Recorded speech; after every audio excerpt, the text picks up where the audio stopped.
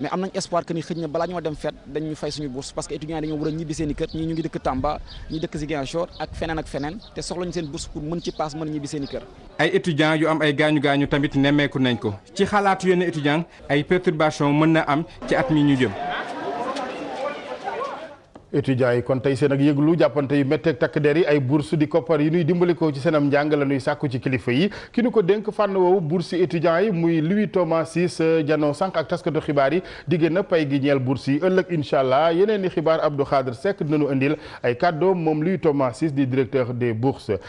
téeméeri milliards ngir diwaanu Louga loolee bokk na ci dogal bu tukkee ci ndajeem conseil interministériel ci kilifteefal premier ministre Abdou Mbaye kon ca Louga tey jile ñuy waajal ndaje meneen conseil des ministres ëllëg ci njiital président Macky Sall téeméeri milliards yooyu donte am na ca jëwri ñu gis ne doyul ñoom jàppandi nanu ko ngir kon yokk ko nepp budget dina bokk ci li koy yitteel élevage di càmm gi wàllu napp mbay mi waaye te wér-gu-yaram ak tukki mi ñeel Louga leneen ci xibaar ñeel aw tiis di robop évêque bu Ziguinchor bu njëkk ne der bu ñuul monseigneur Augustin Sagna ginnaaw bi mu nelawee ci juróom-ñeent fukkeelu atam ak ñaar doon dugal loxoom bu baax ci wër ak jàmmi Casamance tey nag lañ ko daal di jébbal boromam ca biir cathédrale Saint-Antoine Padoue ci teewaayu kilifa jàngu bu Sénégal Théodore Adrien Sarr keneen ku nuy waajal ak génn ak àddinaam ab diir a ngi léegi fukkeelu at baak benn président bu njëkk bu Sénégal Léopold Senghor fi ñu ko denc ci arméerie Bel Air nag ñu ngi ci waajal gi di taaral bërëb ba ndax xam ngeen ni ëllëg le 11e anniversaire gi ci waajal bi dañuy ànd ak kenn ci ñi fay yëngu ci liggéey bi Djibi Diop ak Alpha Ousmane Ndiaye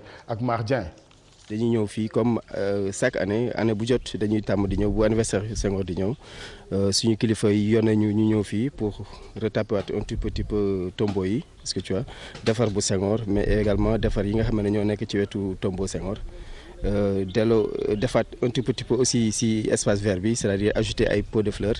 ci allée bi nii pour accueillir personnalité yi fii ñëw yëpp. lépp loo xam ne lu ñu gis ne ça nous dérange daf ñu dérange tuuti ci décoration bi ñu aménagé ko quoi loolu mooy suñu mission ñu fii chaque année ñu ngi fii décorer cimetière yi chaque année dañ koy def pour préparation cérémonie bu demee bi quoi. Léopold Senghor anniversaire ak génn àddinaam ëllëg la ca fukkeelu at baak benn leneen ci xibaar ñeel mbokki handicapé ak seen wu nekkin ci dund gi ñoom rafet lu wunu dañ leen beddee ci penc ma daanaka dug taxawu jëme ci ñoom dug wekk ba ci kilifa yi bu ñuy liggéey sax wàllu jumtukaay duñ leen sóoraale benn yoon bu ñu sañoon daal ak taxawu ngir ñu gën a péex ci penc mi moom Fatou Fati la ñu ci àndal ak Yaay Diallo. Khalifa Ababacar Ndiaye dafay dund ab laago moom jotul yeggali njàngam jamono ji moom mu ngi yëngu si wàllu aada ngir mën a faj ay soxlaam. sama jàng soriwul parce que maa ngi yem troisième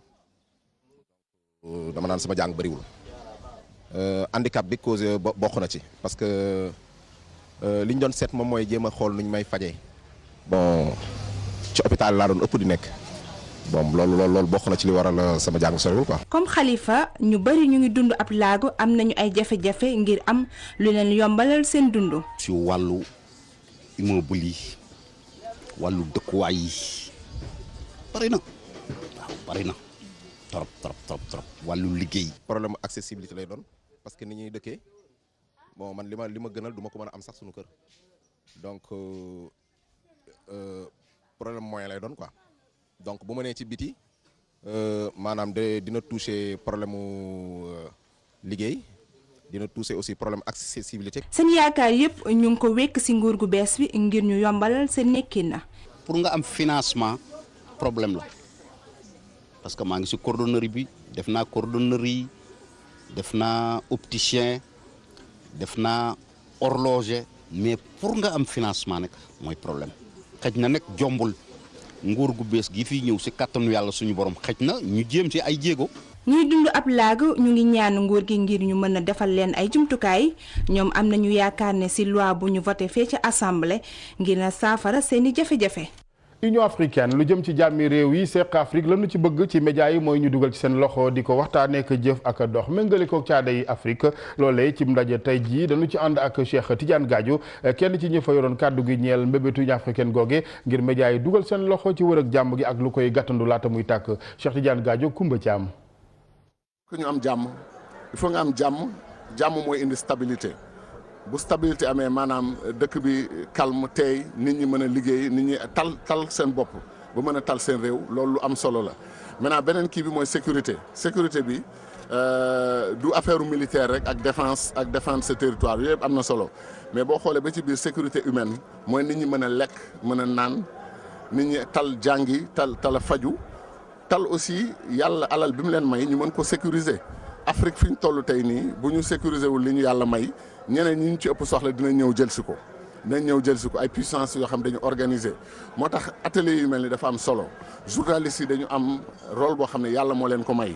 bu ñu waxee ñu déglu leen journaliste bu crédible la bu ñu ko waxee ñu déglu ko boo xam ne nit ñi dañ ko respecté ci liggéeyam ak nu muy doxalee bu waxee nit ñi déglu ko donc war nañu yee africains yi. Cheikh Tidiane Gadio ci jàmm ji nuy wëral Afrique Union africaine bëgg média yi kenn du leen ca jiitu ci wàllu kon gàttandoog kar yooyee conflit di réero ñu waxtaane wàllu caada ak film bi di Tokyo Bar pièce la bu Tennessee Williams doomu Amérique moom nag ko produire wala ñi ko produire troupe théâtrale yi la di Brick à Flamme ak Zéro Théâtre ñu fas ko yéene pièce boobee dawal ca Daniel Sorano alxamis ji lay doon ëllëg 20h30 Fat Bintou Wane Alioune Diagne.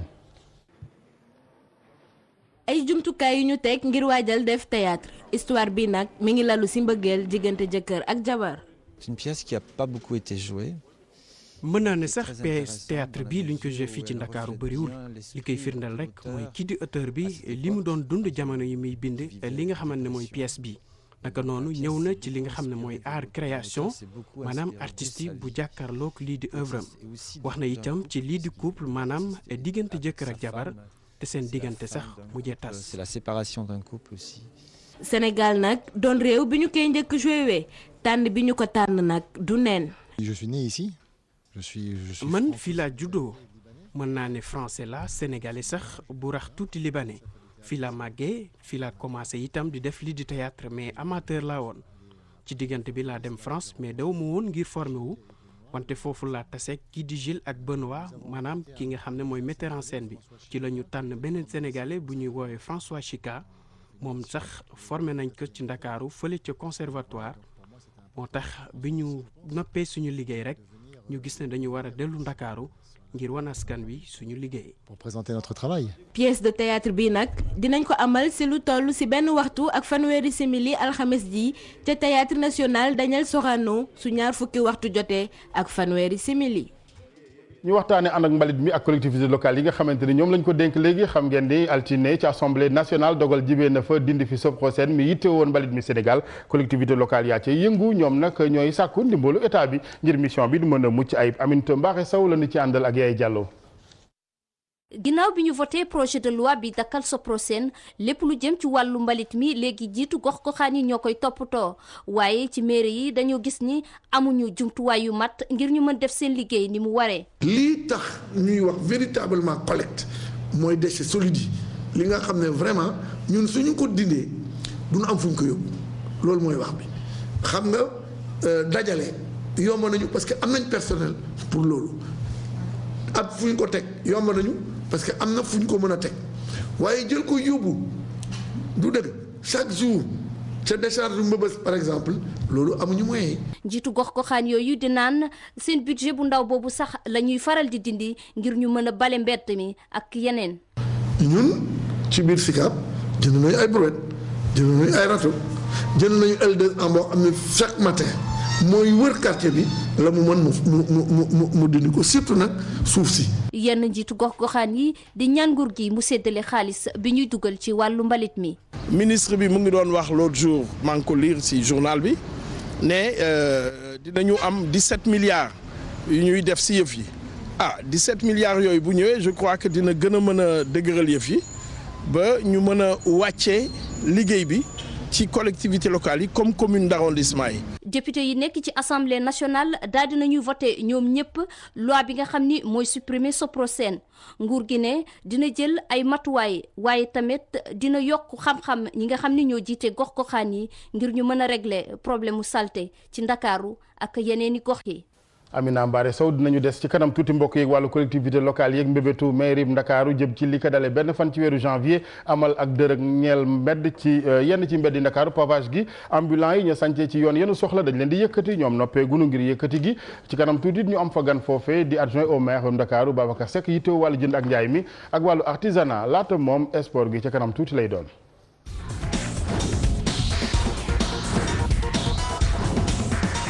tàggat yaram ak Ibou Diouf maa ngi lay nuyu Ibou. maa ngi lay fay El Hadj Assane. équipe nationale ñoo ngi wër ba tey entraîneur. jërëjëf El Hadj loolu sax lañ koy dooree jamono jii ñuy wax ak yéen nag waa comité exécutif bu fédération sénégalaise bu football ñu ngi waxtaan seen biir rek ngir xool ana kan mooy wuutu kii di Joseph Koto waxtaan boobu nag am nañ fa ay ndaw rek ñi ñu fa teewal donte sax ñu ngi ñuy xamal ne kii di doomu France bi di Alain Giresse am na chance bu baax ki wuutu ki nga xamante ne rek mooy Joseph Koto.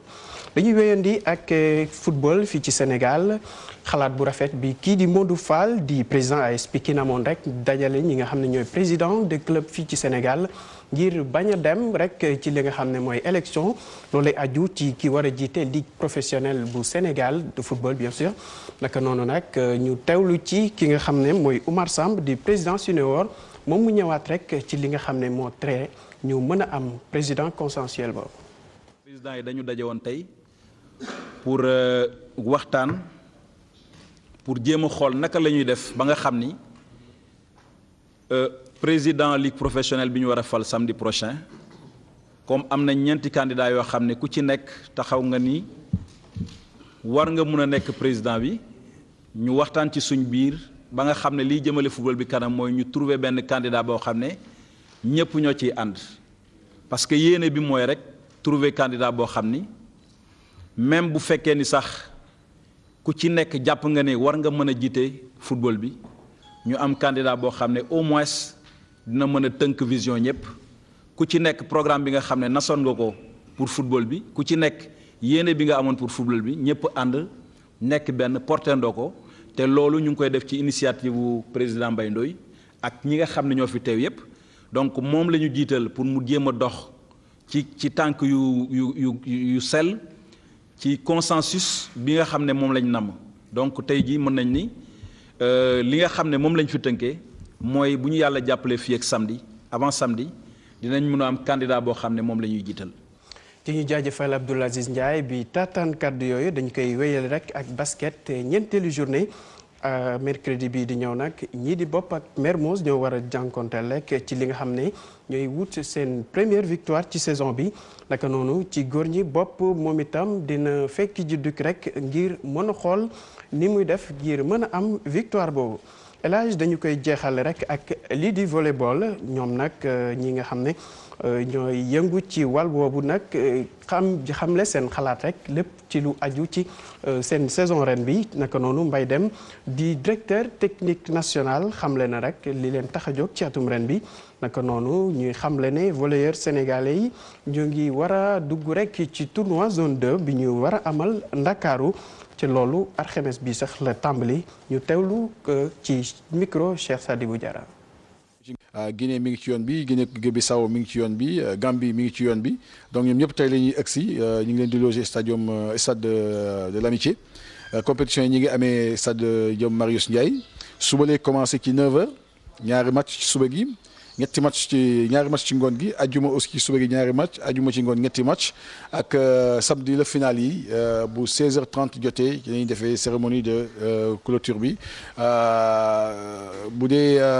cérémonie ouverture bi suba la ci 16h30 ci stadium Marius Ndiaye. invité population yi sénégalaise bi yëpp ñu ñëw assister supporter seen surtout le 12e gaynde waa Tëngéej waa Ngor ñu fépp volleyball am daal ñu mobiliser wu ñëw xam ne kii feetu volleyball la ñun ñëpp ñoo ko bokk ñun ñëpp ñu ànd vraiment pour que fête bi neex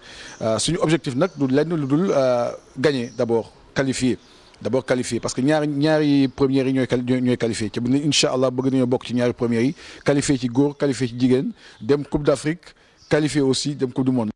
El Hadj lii moo gënoon fës ci wàllu tàggat yaram. maa ngi lay gërëm di la sant Ibou xam naa ba kañ àjjuma incha allah ak yeewu leen. jërëjëf moom la ñuy àndal saa su ne ci wàllu caada gi Ibou jaajëf leneen ci xibaar ñeel wàllu collectivité locale yi waaye mairie bu Ndakaaru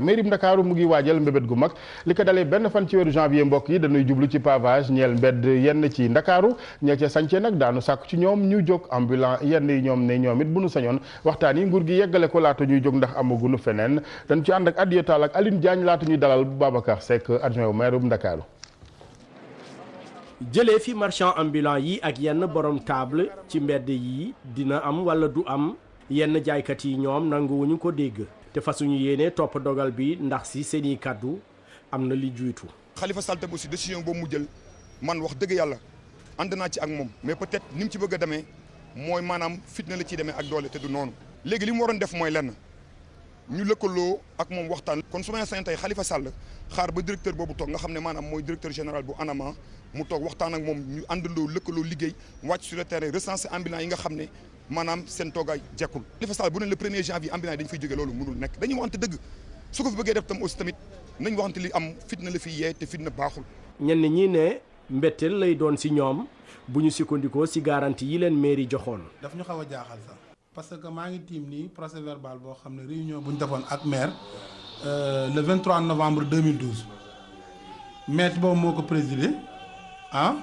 amoon na ñi nga xam ne ñoo doon liggéeyandoo ak ñoom ñëpp ak tous les organisations ambulantes ñi ngi woon ci réunion bi ak le représentant de la sécurité nationale ak commissaire police municipale li maire wax ci réunion bi ci PV bi mi ngi nii du ma yëkkati benn ambulant da ngeen di jóg ala kulli xaal waaye du ma yëkkati benn ambulant lu dul solution dafa am jóge leen fii dem leen fii Enda Ecopole bi nga xam ne moom la ñuy tabax ñu d'accordoon ci su paree dinaa leen recaser foofu su parewul dinaa xool ay site yoo xam dinaa leen fa mën a recaser provisoirement le temps que may defar samay pavé pour ngeen mën a toogandigum foofu. toxul wala ñàkk toxul ambulant yi li ci mënta am mbedd Dakaaru yi jaaykat yi bëri nañ fa rawatina ci avenue Pompidou ak Sandaga fi nga xamante ni oto yi ak nit ñi ñooy xëccoo tali bi. Adiya Talla ñu koy gërëm bu baax di ko sant dalal mbokk yi suñu gan Babacar Seck ni ñu ko waxee adjoint au maire la yore lu jëm ci wàllu commerce ak artisanat sëñ bi Seck ñu ngi lay nuyu rafetlu teewaay gi. maa ngi lay fay. ni ñu ko waxee wàllu projet bi d'abord pavage gi ci gàttal rek lu ngeen ci jublu mbedd yi mooy xanaa ak dër geeg yooyu. mais defe naa ne man ni ma suivre affaire bi. pavage bi moom programme la bu nga xam ne mairie Dakar ba mu ko defee prévoir yàgg na. damay déglu sax ay yu nga xam ne daf may xaw a jaaxal parce que ñun ñëpp d'accord nañ ne cadre de vie bi war nañ ko defaraat toogin bi rafetul mbedd yi ni mu mel baaxul tali yi ni mu mel baaxul loolu moo andi ñu ne pavage bi dina bokk ci liy setal dëkk bi parce que bu ñu pavé dëkk bi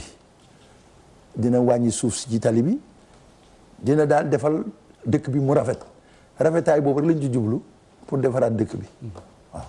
defar dëkk bi waaye aussi ñi nga xam ni koom gi ñoom fañ ko wekk seen njël mooy ci njaay mi naka ngeen di def ak ñoom est-ce que marchands ambulants yi yëglu ci sunu reportage ñoom ils sont concernés lu leen yitteel la. man nag bu ma amoon lu ma gënal. su may ñëw di waxtaan du ma waxtaanu marchand ambulant. parce que ci sama xalaat man marchand ambulant warul mun a am problème ak mairie. su fekkee loolu la ñun ñi ñuy waxal mooy marchand tablier yi ñi jël taabal teg ko ci trottoir yi ku nekk gis nga ne tegin bi rafetul parce que trottoir bu dee mesurer 3 mètres ñu def ko pour ñiy dox ñu dem ba 3 mètres yooyu ñuy dox amatuñu fu ñu dox ñoo oto yee bokk tali bi di dox toogin boobu rafetul ci ñaan wax nañ leen ba tàyyi ne defar leen toogin bi comme toogaay bi rafetul nag et ay la yéwén ñoom foog ñu jóg ci trottoir bi parce que trottoir defuñu ko pour jaay dañ ko def pour dox pour nit ñi suñ demee nag ba nit ñi amatuñu fu ñu dox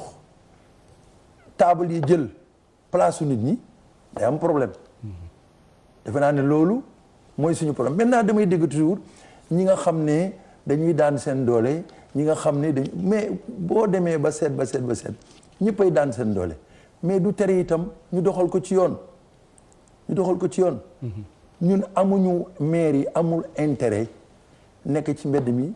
di sonal ay nit du suñu vocation li ñu fi andi mooy defar bi nag il faut ñoom ñooñu nekk tablier ñu ànd ak ñun ci defar bi te man li ma jaaxal mooy bu ñu toogee waxtaan dinañu déggoo. d'ailleurs ñoom ñu ngi leen di woo ci waxtaan woowu nee nañu ngeen may leen ngeen eggale discussion yi. mais ñun amuñu lu ñu yegg li parce que discussion bu yegg. dafay nekk luy jeex comme ñun ñoo bokk toog. c'est que nag ay nit bu ñuy ànd dañuy naw la wonte maire de Dakar tablier yi faluñu ko. waa Ndakaroo ko fal. dañ ko falit ci programme. dañ ko fal pour mu defar Ndakaaru waaye su maire Ndakaaru dee def ay lamp di defar ay tali di war a defar ay trottoir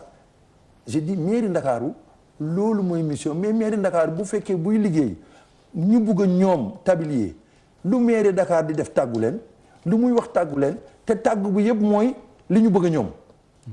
parce que li ñu fi wax ju coow lu bari lépp amul li tax amul man la maire jël dénk ma secteur boobu ma yore ko maa ngi wax ak ñoom bés bu ne mais saa bu maire waxee émission am rek te maire li mu wax dafa simple xale yi jënd nañu seeni marchandise dañ koy jaay ñu bàyyi leen ñu jaay ci fête ji bu fête ji jeexee nag à partir du 1er ñun dañuy dérouler pavage bi mais fu ñu fi egg si ñooñu dañuy jug mais ñoom li ci des nit ñi mun nañ ko bañ a dégg mais ñoom dégg nañ ko parce que maire ci boppam nee na leen maa ngi wut ay place yu ma leen teg place yooyu mu leen maire di teg man mii ci laa xëy ci laa gontu tey. est-ce que am ngeen place yi. mais dinañ ko am parce que duñ maire li mu leen wax dafa am lu nga xam ne woo naa leen may leen bàyyi leen saa bu nga xamante ne maire wax na rek ngeen dem ci rajo yi. tontu ko su ngeen buggee tontu man maa ngi fi maire ubul bureau saa bu ngeen ñëwee ñu wax leen lu leer. mën nañu xam de façon précise yan mbedd la pavage yooyu concerné yan mbedd ak avenue la. gis nga mbeddi Ndakaaru yëpp la ñuy pavé ba ci quartier yi dañ koy pavé mais nag mënuñoo xëyandoo rek defandoo lépp am na bu ma la jëlalee Ndakaaru su ma la jëlalee Ndakaaru. Ndakaaru dafa am ay artères yu mag commencé nañu corniche bu ñu génnee corniche dañuy dugg Pétavin. bu ñu jógee Pétavin dañuy dem William Ponty te ñooñu ñëpp kalaa ñu cee yëkkati ci place am dinañ ko ne dugal fii maire dem na ba ne ma man ak ñoom war naa leen woo fan yi pour ñu ànd ma won leen fi nga xam ne moom la ñu trouvé pour ñu seet naka la ñu leen di dugalee foofu ci biir. mais fi ñu pavé moom dootul am njaay. ah déedéet fu ñu pavé nag kooku nag dañ ciy d'accord nag. mbedd. du jaayukaay. foo dem amul benn dëkk bu nga xam ne mbedd ma dañ fa def jaayukaay mais nag am na sax lu nga xam ne maire wax na leen ko nee leen dina ñuy def ay zone yu nga xam ne dañuy jékki-jékki ñu ne tey koñ sàngam de telle heure à telle heure am na marché. bu ñu ñuy jaayee ba heure ba jot ñu nettoyé ba mu set ku nekk dem mais kanta ñu pavé ba pare. nga ñëw tegaat sa taabal di jaay kooku moom mun naa garanti ne dootul am. incha allah. ñu waxtaanee ba tey ville am Ndakaaru ak rafetal gi rawatina ci jamonoy feet gi ñu am na ñu ne ci yenn ci xibaar ñaari téeméeri million dugg na ci wàllu embellissement rafetal loolu dëgg la. non mënuma wax nag ne dëgg la ak du dëgg.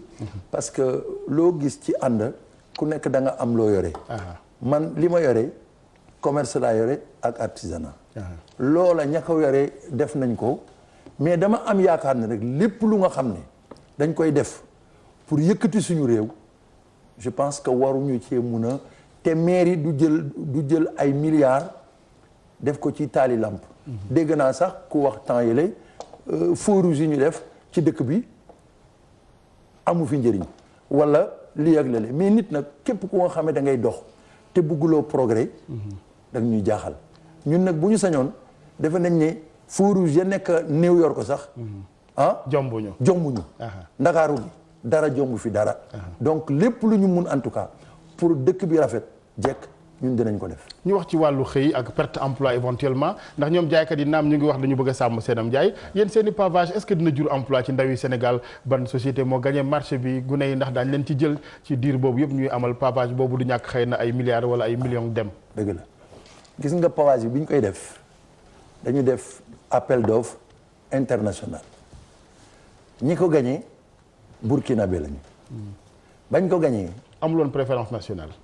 non mënul am préférence nationale. wala ñun mënuñu pavé. non du question mënuñu pavé dañu nekk ci ay organisation yoo xam ne dañ ko war a respecter. bu amee ay sénégalais itam yu nga xam ne dañu bugg a jël ñoom dañu bugg a concours ci yeneen dëkk yi am nañ droit concours.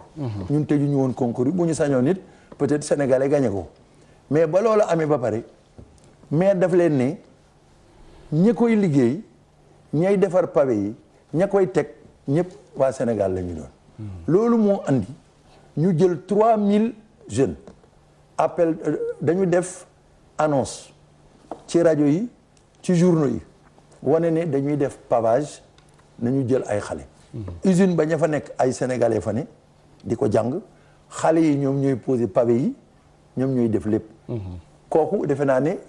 te dinañu am nag bu ñuy liggéey dinañu am lépp lu ñu am droit. prestation sécurité sociale yëpp dinañ leen ko defal. waaw mais liggéey temporaire la bu pavé gi jeexee. mais temporaire mënul nekk temporaire parce que li tax du nekk temporaire.